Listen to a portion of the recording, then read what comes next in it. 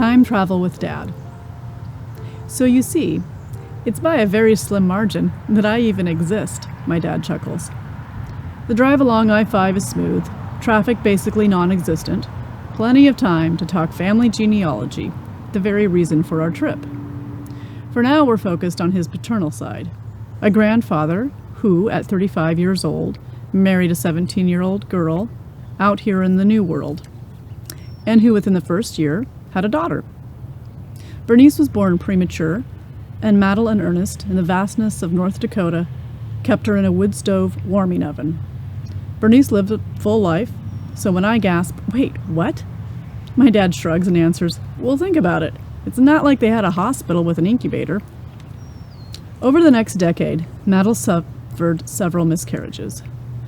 One could guess that when at long last a pregnancy went to full term, and she and Ernest welcomed a second child, it was deemed a miracle. One could equally guess that when, just under 5 years later, at 51 years old, Ernest died, it was deemed akin to God's smite. Regardless of heaven's involvement or lack thereof, the point remains that my dad and his brother are indeed here by a slight chance. Not only did Madeline very likely struggle to bring my grandfather to term, and not only did Ernest die so young that further progeny were obviously out of the question, but Ernest was the only son of his family who married and bore children. The Hasselblads, or rather the Olsons, who hailed from Hasselby, and who, like so many other immigrants, changed their last name when they were told there were too many Swedes with the same name. And those Hasselblads are a rarity. The Friesens, however, of which my father's mother hails, have precisely the opposite scenario. Friesens are so plentiful that they fill pages of Mennonite history indexes and are buried in cemeteries from Prussia to Nebraska, Manitoba to Oregon. And it is this family's history that brings my dad and me to our destination, the Pacific Northwest Mennonite Historical Society in Hubbard, Oregon. We drive along farmland only a couple miles from the Outlet Mall and Denny's of Woodburn. We park in front of what looks like a one-room schoolhouse, across from an original Amish barn now falling apart. Inside the Historical Society, it's more impressive than I expected. It's a legitimate library with centuries' worth of Anabaptist history. Jerry and Carolyn welcome us. Jerry with as little emotion and as much unflinching expertise as possible. Carolyn with a warm smile and eagerness to engage and bring me book after book. While Dad and Jerry talk for literally 5 hours about the grandma database, genealogy, and whatever else two diehard Mennonite historians are into, I page through books that Carolyn brings me. Russia Letters, Pioneers and Pilgrims, Early Mennonites in Oregon, Mennonite Exodus, and so forth. You decided on it? I forget who. So, it was for my dad's birthday last year. I got him membership to this Pacific Northwest Mennonite Historical Society, and part of the present was we could go on a trip together to explore it, and so that's what we did, and we just spent a day there, and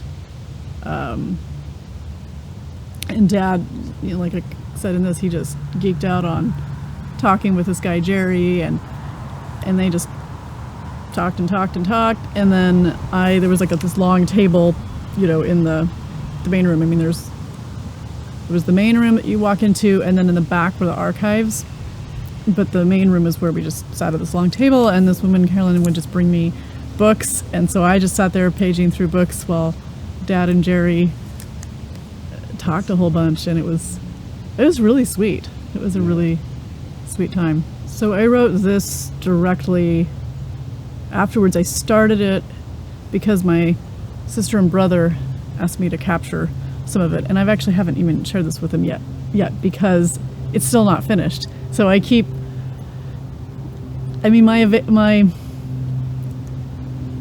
don't prioritize writing enough in my life, so I write instant bits. I write in I've got 10 minutes, I'll try and write something. So this has been, sort of coming along, but I started it pretty much right after. I mean, part of it is to, like you and I have talked about, there's this whole like preserving not just my experiences, like this is, a nice snapshot of something my dad and I did together, but